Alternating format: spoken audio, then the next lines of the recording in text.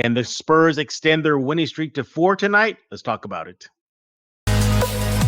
You are Locked On Spurs, your daily San Antonio Spurs podcast. Part of the Locked On Podcast Network, your team every day. Welcome back to Locked On Spurs on the Locked On NBA Network. I'm your host, Jeff Garcia, Spurs writer for Ken's Five San Antonio. Glad to have you back. Hey, thanks for making Locked On Spurs your first listen each and every day. We are free and available wherever you get podcasts. So what is going on, everybody? Glad to have y'all back. Spurs fans are riding high. The team is on a win streak. Yes, I said winning streak. Yeah, the same team that's supposed to tank, not tanking, at least so far in this early season. They won 3 straight, last beating Minnesota in their gym on the road, no less. And that's what's good about this win streak. They're beating teams on the road and not just cupcake teams. The Timberwolves, Gobert and Edwards and Towns, and Sixers with Embiid and Harden. Yeah, they're surprising everybody. But we're going to look at round 2. Yes, the Spurs and Timberwolves play again tonight out in Minnesota. Then we're going to ask kind of a big question. Is it too soon to call this young Spurs team a sleeper team in the West? And then catch you up with some Spurs news and notes you may have missed. Who is helping me today? He is back, everybody.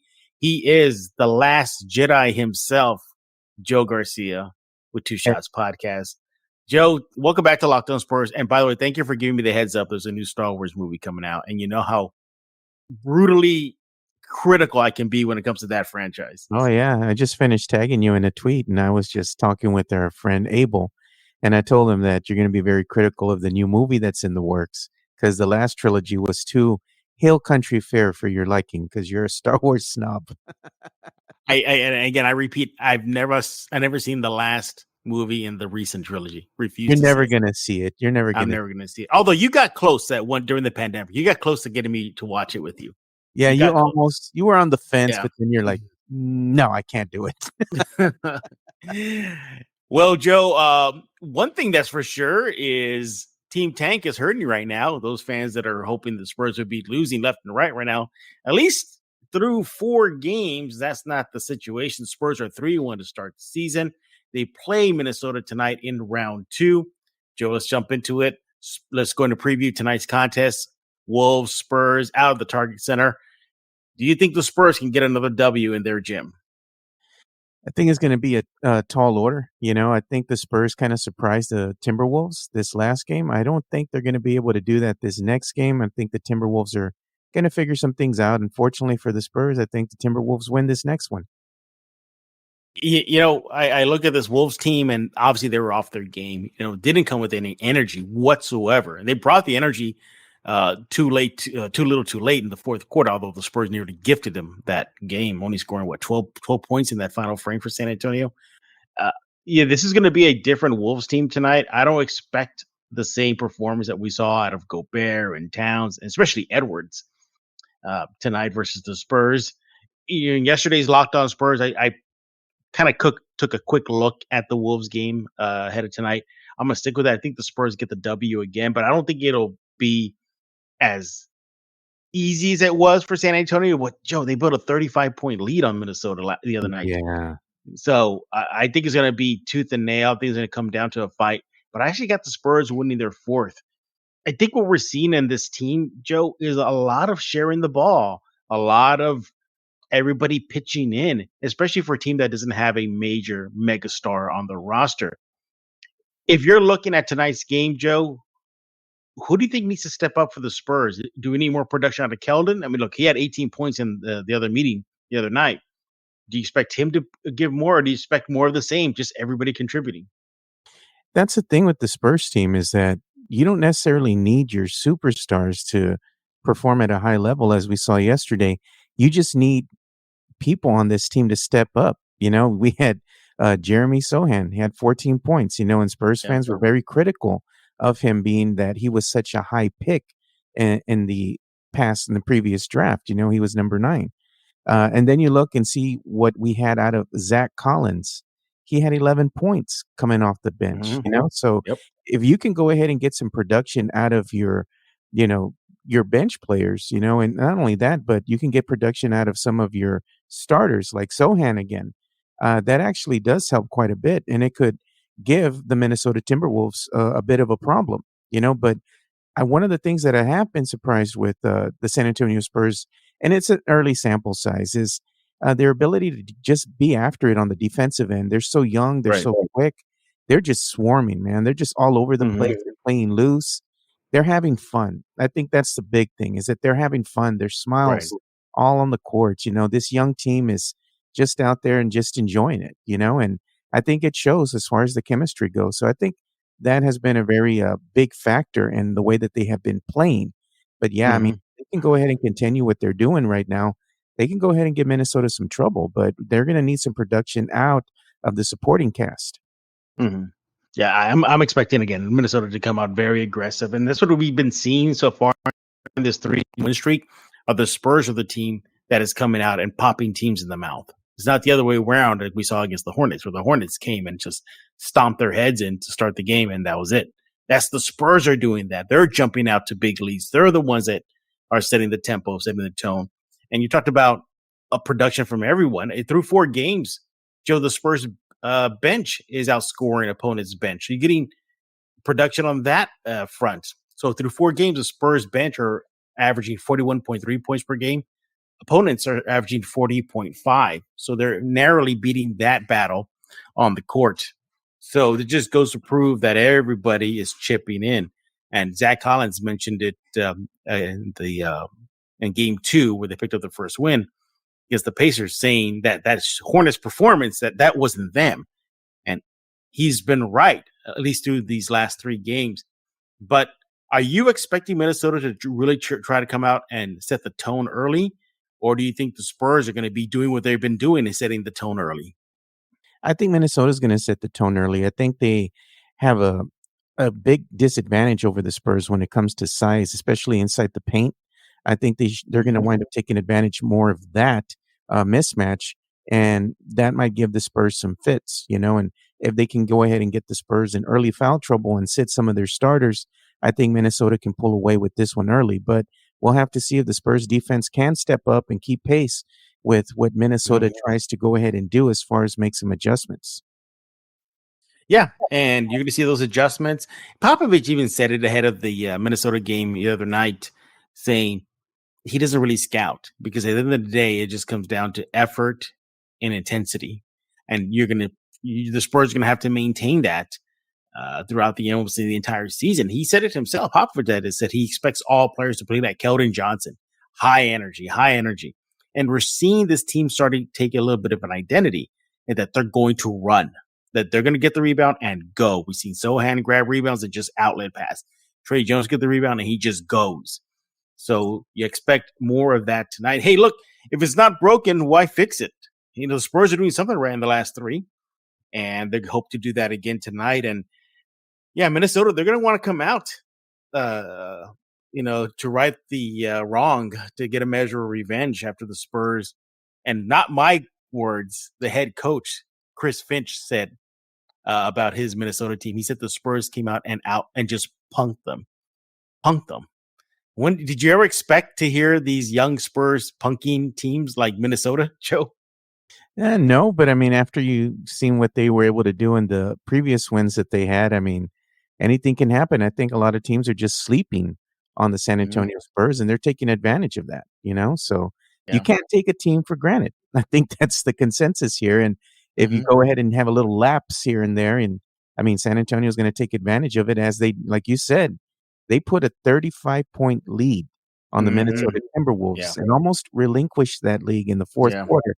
And right now, this is a young team, so I think the fourth quarters are very critical. But if you sleep on the Spurs, they're going to surprise you. I'm glad you used the word sleep, because that's going to be our next topic. Is this Spurs team a sleeper team, at least through 4 games? Can we project that out if the Spurs keep up this style of play? That and more. But before we go to the break, Joe, just real fast, I just want to say something. It's funny, you look at the Spurs team, and again, nobody thought that they'd be winning. Some are already starting to go like, hey, what's going on in San Antonio? They should be tanking right now. So, Joe, are you team tank or team no tank? Are you hurting or not hurting right now? I'm not hurting. I mean, there's still a lot of time to in the season that's left to play basketball. And it's an early Mm-hmm. sample size of what we're seeing from this team early on. And I had even said, Mm-hmm. I'm happy with the wins or losses, just as long as we see some growth out of this young core. And I've just been thrilled to see the growth out of this young core early on in the season.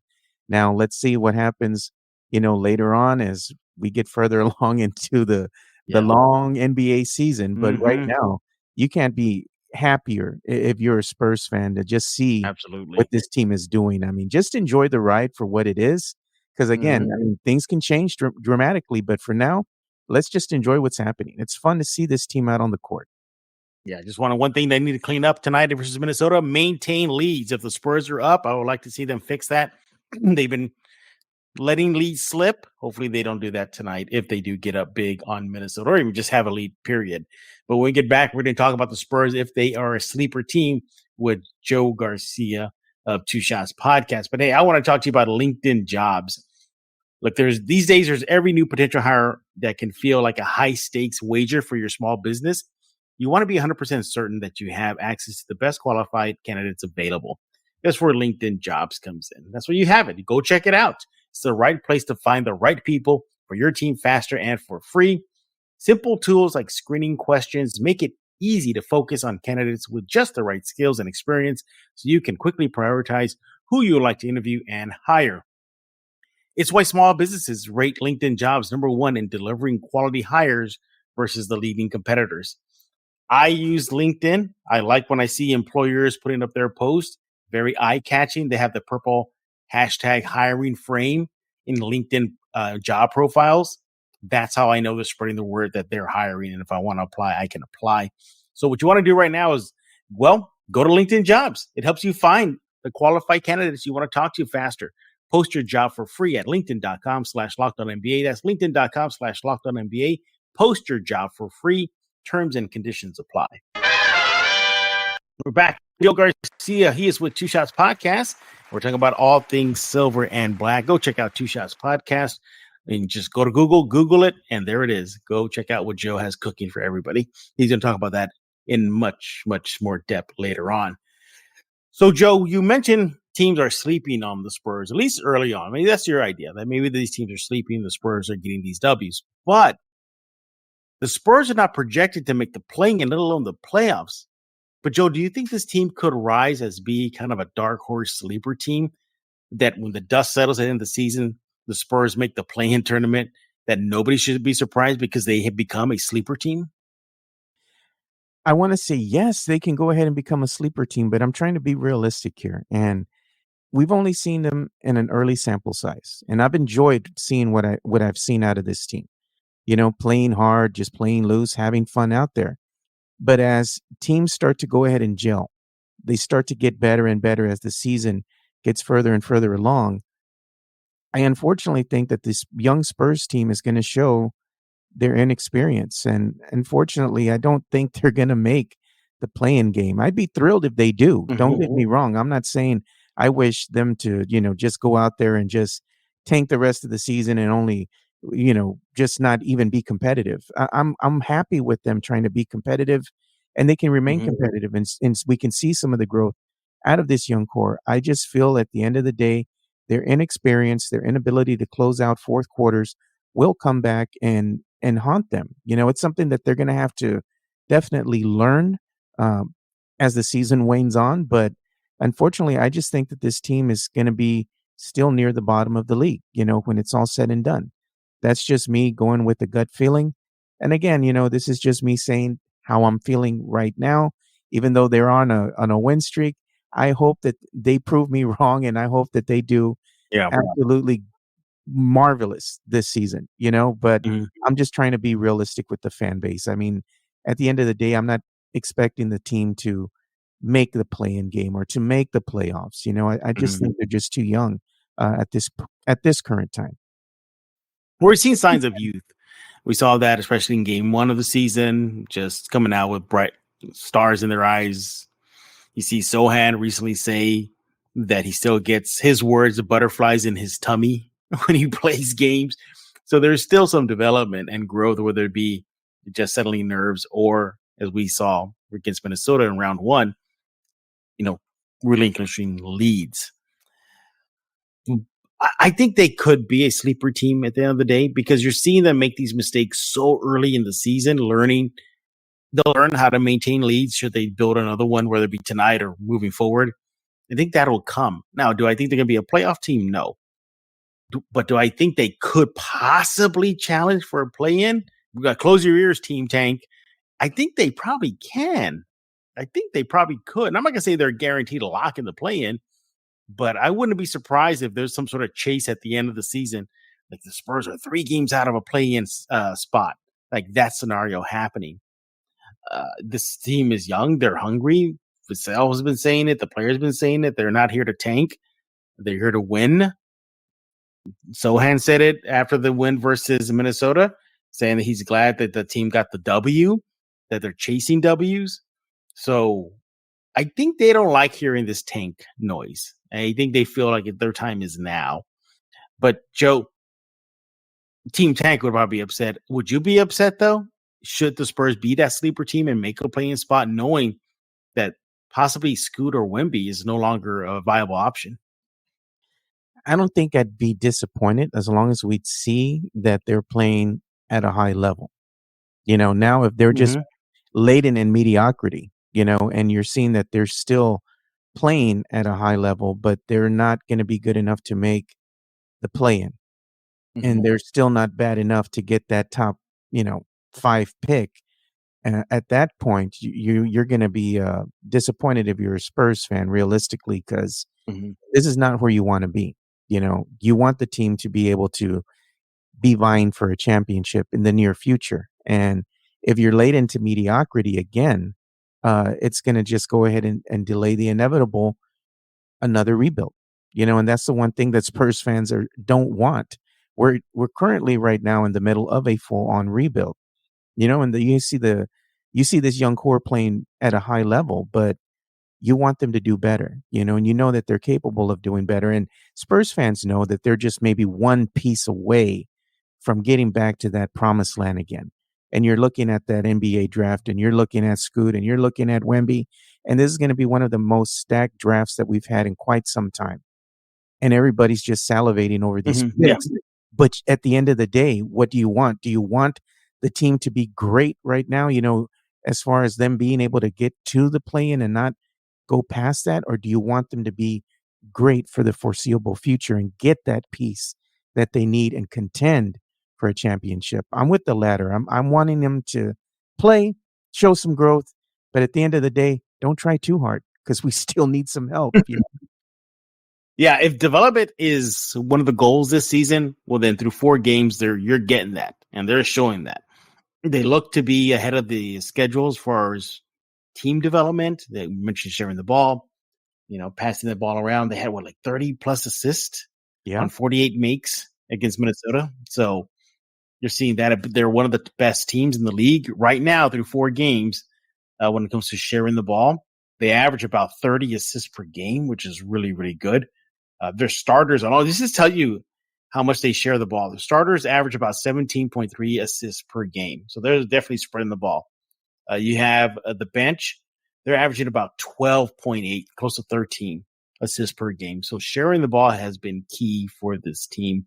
And we're seeing that double-figure scoring from various players, not just Keldon and Vassell. Get it from Pirtle. Getting it from Primo. You're getting it from Sohan for the other game last night versus Minnesota. Getting it from Trey Jones. So, yeah, I think if they continue this path forward, I'm not going to be surprised if they're a sleeper team come the end of the day at the season. Now, comes the ripple effect. You're probably not going to land in the top 5, but yeah, I don't know, Joe. It's like kind of it's like you're on thin ice with the Spurs. Like the Spurs is on thin ice. Either you chase the play-in, you get the wins, great player development, but then you see your percentages keep dipping down for the lottery. So, yeah, it's like damned if you do and damned if you don't, Joe. It is, but also Spurs fans need to keep in mind, regardless of how great the team is currently playing or how well they'll play, as the season unfolds, you're always going to have that one thing to look towards, and that's going to be trades. other teams are going to come a calling Yeah, because that might do it. you're going to see some of these veterans that are going to want to garner maybe a price tag that the Spurs front office just can't pass up. And that would be unprotected picks or, you know, picks in general, for the upcoming NBA draft, not this Right. draft per se, but future drafts. And that might be attractive to the team, So who's to say that we're going to still have Doug McDermott, Right. Josh Josh Richardson, Yeah. Jakob Portal, Yeah. on the team, and that might just do it right there, Joe Garcia. We don't have Joe Garcia on the team anymore. Yeah, I mean, hey, anything can happen, right?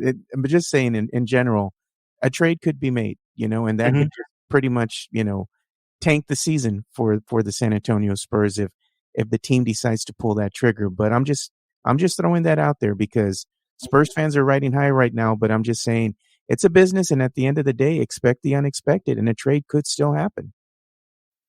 Absolutely. When we get back, we're going to look into some Spurs news and notes, catch you up on some of the latest that's going on with the silver and black. Once again, thanks for making Locked On Spurs your first listen today. Go make your second listen game to game NBA. Every moment, every top performance, every result. Locked On Game to Game covers every game from across the NBA with local analysis that only Locked On can deliver. Follow Game to Game on Locked On NBA, available on the Odyssey app, YouTube, and wherever you get podcasts. Now I want to talk to you about Bet Online. You want to go to Bet Online right now. BetOnline.net is your number one source for betting football and the start of the new basketball season. Find all the latest player development, team matchups, news, podcasts, and in-depth analysis on each and every game. As always, Bet Online remains your continued source for all your sport wagering information. They got live betting, up-to-the-minute scores for every sport out there. The fastest and easiest way to check in on all your favorite games, events, including MLB, MMA, boxing, and golf. Go to Bet Online right now. Go find out if the Spurs win total has changed after 4 games of the season. Who knows? It could be there at betonline.net. So you want to head on to the website today. You got a mobile device, you got a laptop, you got a computer, you got a cell phone. Go there right now. Bet Online. It's where the game starts. We're back with Joe Garcia. He's with Two Shots Podcast. We're talking all things silver and black. And I found out the Spurs may trade Joe Garcia. You gonna be okay with that, Joe? I don't know. Maybe if they trade me and they replace me with you, Jeff Garcia, they would save money on uniforms. They don't have to change the uniform name. Right? You'll just go ahead and just say, here you go. The last guy left his uniform for you. Yeah, just put on. Joe, let's catch everybody up on some Spurs news and notes that they may have missed. And right off the bat, welcome back home, Charles Bassey. Yes, the San Antonian, he played at St. Anthony's High School. He is now with the Spurs. He signed a 2-way deal with San Antonio recently. He was drafted by the Philadelphia 76ers. He said in an interview with the Philadelphia Inquirer that he's happy to be back in San Antonio, close to home, and he feels is going to be fit in.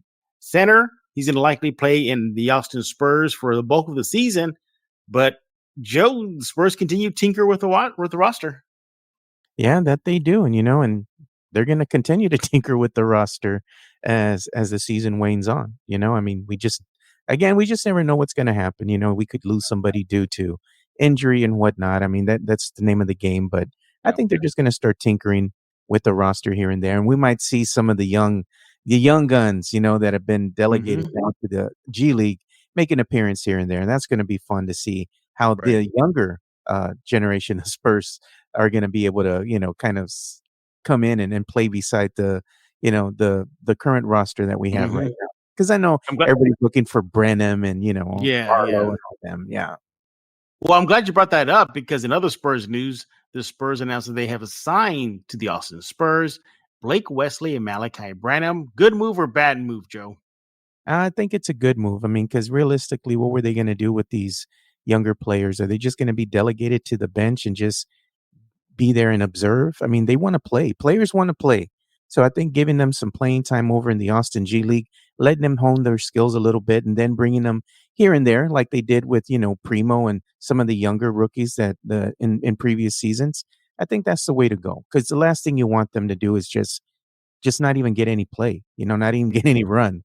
So put them in the Austin G League. I know Spurs fans hate that, but it's better than just having them ride the bench, Yeah, Yep, another Spurs news. The Spurs let go of Jordan Hall to make way for Charles Bassey, so he is no longer a Spur. Hopefully everything will be okay with him moving forward.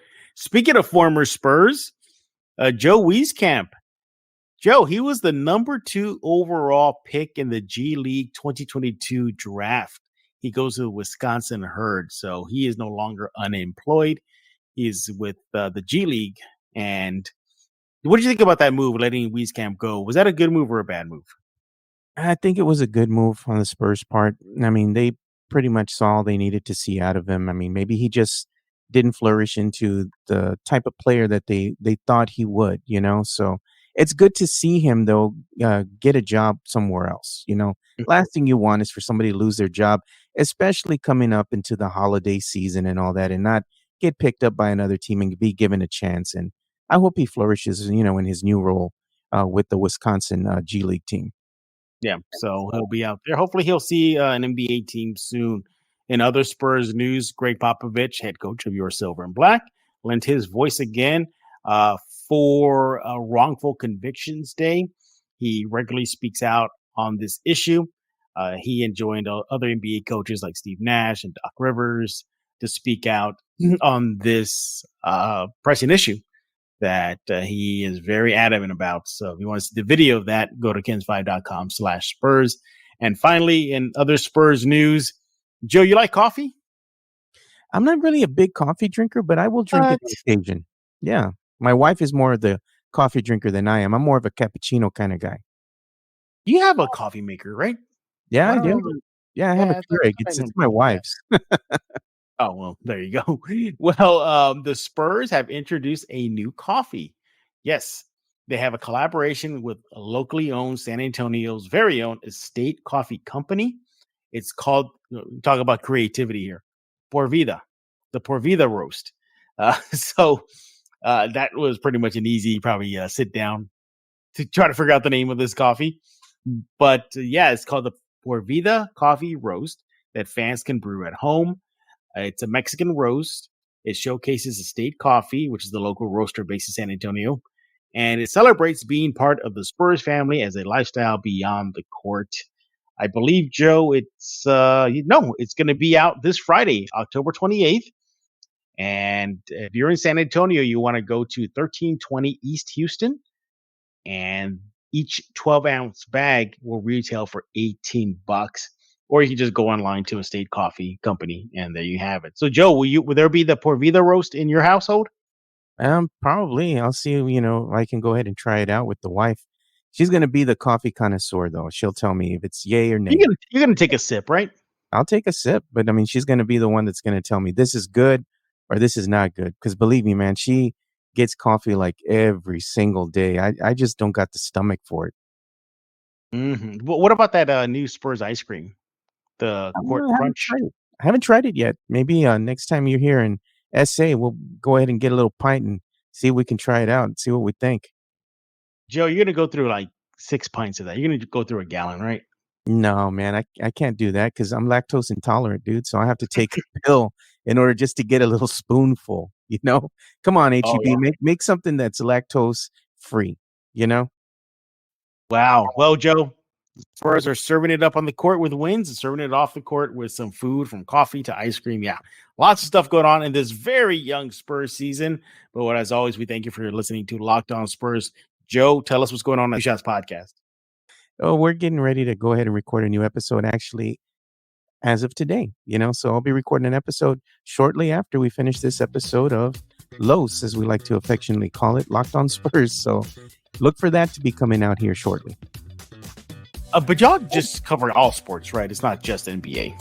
Yeah, I mean, we're focused on basketball, San Antonio Spurs basketball, but we go ahead and dabble with a little bit of everything else that's going on in the world of sports. We like to talk a little bit about Cowboys football. We talk about the MLB playoffs. We've been talking a little bit about San Antonio SAFC, and anything else that's interesting to us, I mean, we even talk a little bit about the entertainment news too. Like we were just talking about the new Star Wars film that's being penned right now, and Jeff's been already really critical of it, so he's already giving it a thumbs up. Well, I'm okay with the timeline. The timeline's okay, and if you're gonna go to a different direction, I'm okay with that. But I gotta see it first before I make a decision on how hypercritical I'm going to be. But yeah, Two Shots Podcast is a great podcast. Go check it out. Joe does a bang up job. He and his crew out there covering all sports, not just Spurs, everything under the sun. By the way, are your Cowboys for real? Are they legit? I'm not really ready to go ahead and put the legitimate stamp on my stamp of approval on them just yet.